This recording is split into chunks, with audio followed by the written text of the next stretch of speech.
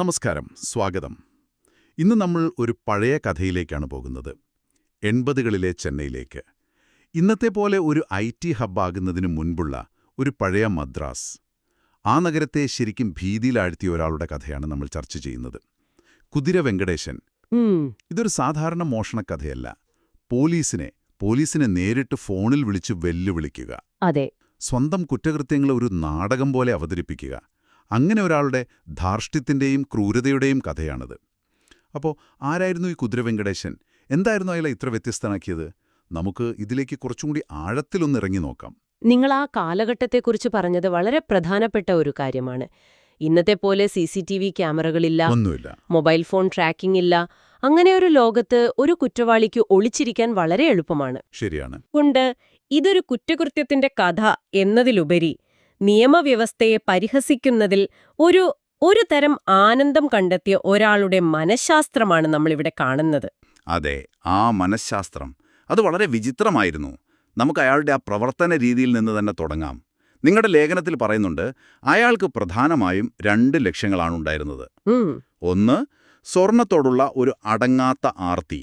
പിന്നെ ലൈംഗികമായ ചില വൈകൃതങ്ങൾ. പക്ഷേ എന്നെ അത്ഭുതപ്പെടുത്തിയത് അതൊന്നുമല്ല. അയാൾ ഇരകളെ തെരഞ്ഞെടുക്കുന്ന ഒരു രീതിയുണ്ട്. അതായിരുന്നു അയാളുടെ സിഗ്നേച്ചർ.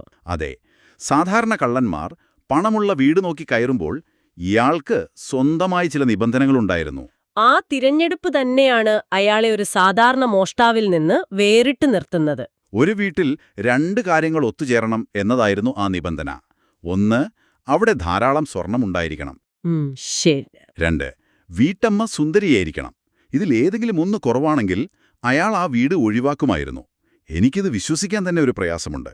ഒരു കുറ്റകൃത്യം ചെയ്യാൻ പോകുമ്പോൾ പോലും ഇത്ര വിചിത്രമായ ഒരു മാനദണ്ഡം. അതെ, ഇതൊരു കൗതുകകരമായ കാര്യമാണ്. ഇവിടെ മോഷണം എന്നത് പണം കണ്ടെത്താനുള്ള ഒരു വഴി മാത്രമല്ല, അതൊരു ആചാരം പോലെ, ഒരു അനുഷ്ഠാനം പോലെയാണ് അയാൾ കണ്ടിരുന്നത്. ഈ തിരഞ്ഞെടുപ്പ് അയാളുടെ ഒരു അധികാര കൊതിയാണ് കാണിക്കുന്നത്. സ്വർണം അയാളുടെ ആർത്തിയുടെ പ്രതീകം. പക്ഷെ സുന്ദരിയായ വീട്ടമ്മ എന്ന നിബന്ധന അത് തികച്ചും വ്യക്തിപരമാണ്. അത് ഇരയുടെ മേലുള്ള ഒരു സമ്പൂർണ്ണ ആധിപത്യം സ്ഥാപിക്കാനുള്ള അയാളുടെ ആഗ്രഹത്തെയാണ് കാണിക്കുന്നത്.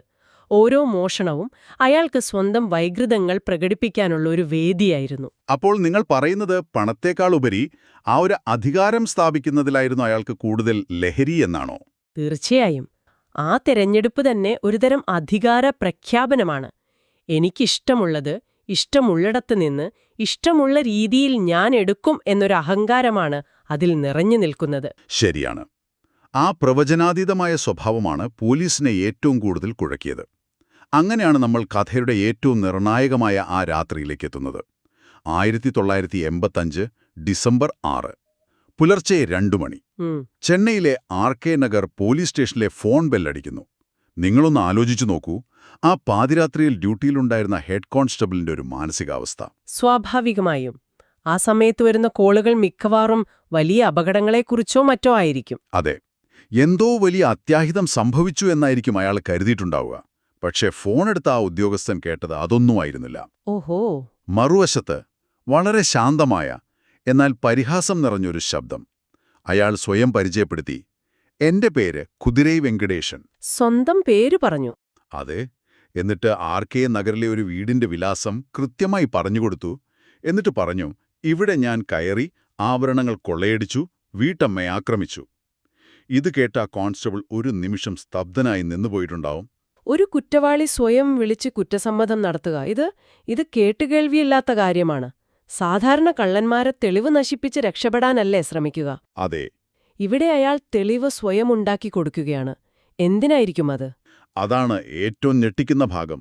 ആ പോലീസുകാരൻ എന്തു ചെയ്യണമെന്നറിയാതെ നിൽക്കുമ്പോൾ വെങ്കടേശൻ അയാളെ വെല്ലുവിളിക്കുകയാണ്. നിങ്ങൾക്കെന്നെ പിടിക്കാൻ പറ്റില്ല. വെല്ലുവിളിക്കുകയാണോ? അതെ. ഞാനിപ്പോൾ കൂവമ്പുഴയിൽ ചാടി രക്ഷപ്പെടാൻ പോവുകയാണ്. ധൈര്യമുണ്ടെങ്കിൽ എന്നെ വന്ന് പിടിക്ക്. എന്നിട്ട് ഫോൺ കട്ട് ചെയ്തു. ക്ഷമിക്കണം, എനിക്കിതിപ്പോഴും പൂർണ്ണമായി ഉൾക്കൊള്ളാൻ കഴിയുന്നില്ല. എന്തിനാണ് ഒരാളിങ്ങനെ ചെയ്യുന്നത്? നിങ്ങൾ ചോദിച്ചത് വളരെ പ്രസക്തമായൊരു ചോദ്യമാണ്. ഇവിടെയാണ് നമ്മൾ ഈ പ്രകടന സ്വഭാവമുള്ള കുറ്റവാളികളെക്കുറിച്ച് മനസ്സിലാക്കേണ്ടത്.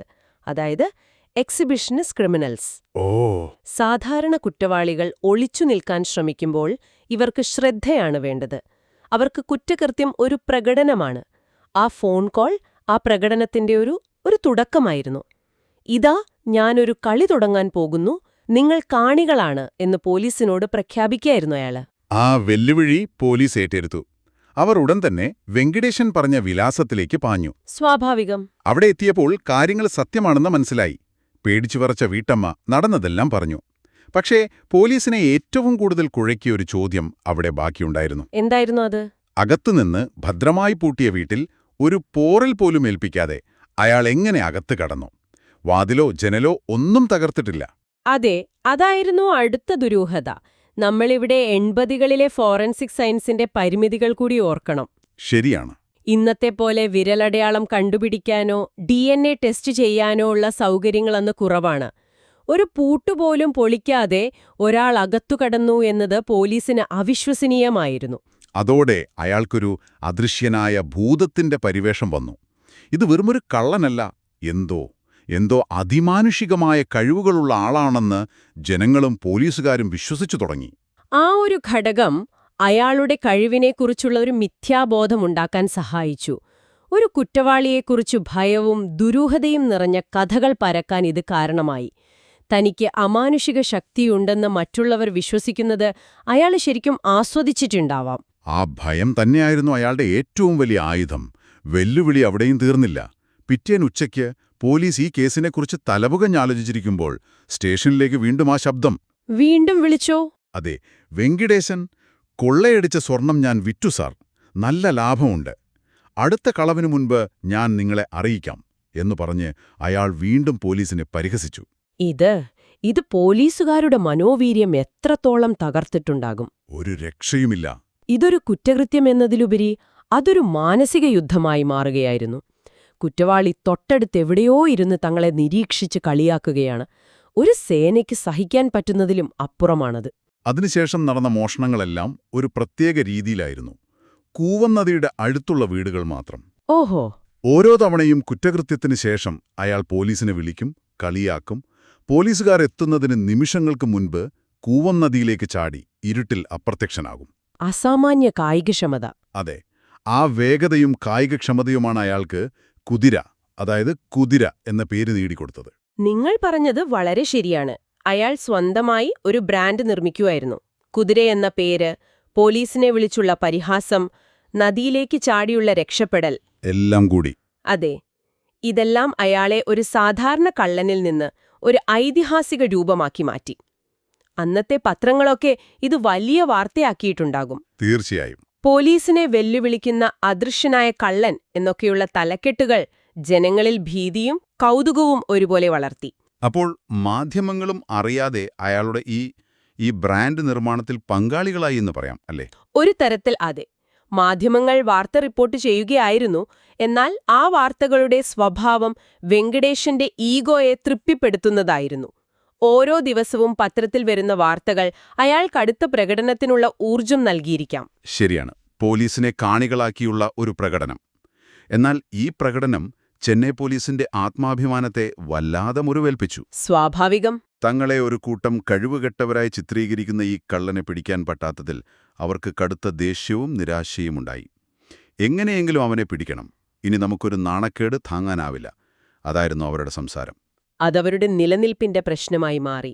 ഒരു കുറ്റവാളി നിയമവ്യവസ്ഥയെ തന്നെ പരസ്യമായി ചോദ്യം ചെയ്യുമ്പോൾ അതാ വ്യവസ്ഥയുടെ ഭാഗമായ ഓരോ വ്യക്തിയുടെയും ആത്മാഭിമാനത്തെയാണ് ചോദ്യം ചെയ്യുന്നത്. അപ്പോൾ ഒരു വശത്ത് പോലീസിനെ കളിപ്പിക്കുന്ന ഒരു കള്ളൻ, മറുവശത്ത് എന്ത് ചെയ്യണമെന്നറിയാതെ നിൽക്കുന്ന ഒരു പോലീസ് സേന.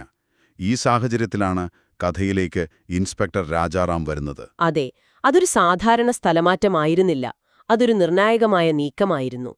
എന്തായിരുന്നു ഇൻസ്പെക്ടർ രാജാറാമിന്റെ പ്രത്യേകത? നിർണയനത്തിലെ സൂചനകൾ വെച്ച് നോക്കുമ്പോൾ രാജാറാം ഒരു സാധാരണ പോലീസുകാരനായിരുന്നില്ല. കുഴഞ്ഞുമറിഞ്ഞ കേസുകൾ തെളിയിക്കുന്നതിൽ പ്രശസ്തനായിരുന്നു അദ്ദേഹം. ക്ഷമയും നിരീക്ഷണപാടവവും അദ്ദേഹത്തിന്റെ മുഖമുദ്രയായിരുന്നു.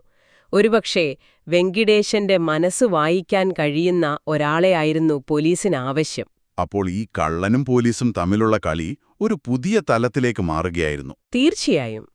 ഊണുമുറക്കവുമില്ലാതെ ഒരു തരം പകയോടെയാണ് രാജാറാം വെങ്കിടേശനെയുള്ള അന്വേഷണം ആരംഭിച്ചത്. അതൊരു ഔദ്യോഗിക അന്വേഷണം എന്നതിലുപരി ഒരു വ്യക്തിപരമായ പോരാട്ടമായി മാറി. അതെ, ഇവിടെയാണ് കഥയുടെ ഗതി മാറുന്നത്. കുറ്റവാളിയുടെ അഹങ്കാരം നിയമപാലകരെ ഒരു വ്യക്തിപരമായ പോരാട്ടത്തിലേക്ക് തള്ളിവിട്ടു. അതുവരെ കാഴ്ചക്കാരായി നിന്ന പോലീസ് ഇപ്പോ കളിയുടെ ഭാഗമാവാൻ തീരുമാനിച്ചു. അപ്പോൾ നമ്മളിന്ന് സംസാരിച്ചത് ചെന്നൈയെ വിറപ്പിച്ചൊരു കൊള്ളക്കാരന്റെ കഥയുടെ തുടക്കം മാത്രമാണ്. 10 വർഷത്തോളം പോലീസിനെ വട്ടം കറക്കിയ ഒരു കുറ്റവാളിയുടെ ഉദയം. അയാളൊരു മോഷ്ടാവ് മാത്രമായിരുന്നില്ല. പോലീസിനെ തന്റെ കാണികളാക്കി കുറ്റകൃത്യം ഒരു പ്രകടനമാക്കി മാറ്റിയ ഒരാളായിരുന്നു. തീർച്ചയായും ഈ കഥ നമ്മളോടൊരു പ്രധാനപ്പെട്ട ചോദ്യം ചോദിക്കുന്നുണ്ട്. നിയമപാലകരെ വെല്ലുവിളിക്കുന്നതിൽ ആനന്ദം കണ്ടെത്തുന്ന, ശ്രദ്ധയാകർഷിക്കാൻ ഇത്രയധികം ആഗ്രഹിക്കുന്ന ഒരു കുറ്റവാളിക്ക് അവസാനം പിടിക്കപ്പെടുന്നത് ഒരു യഥാർത്ഥ പരാജയമാണോ?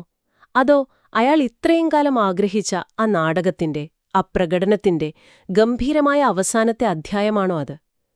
ഇതിനെക്കുറിച്ച് നിങ്ങളൊന്ന് ആലോചിച്ചു നോക്കൂ.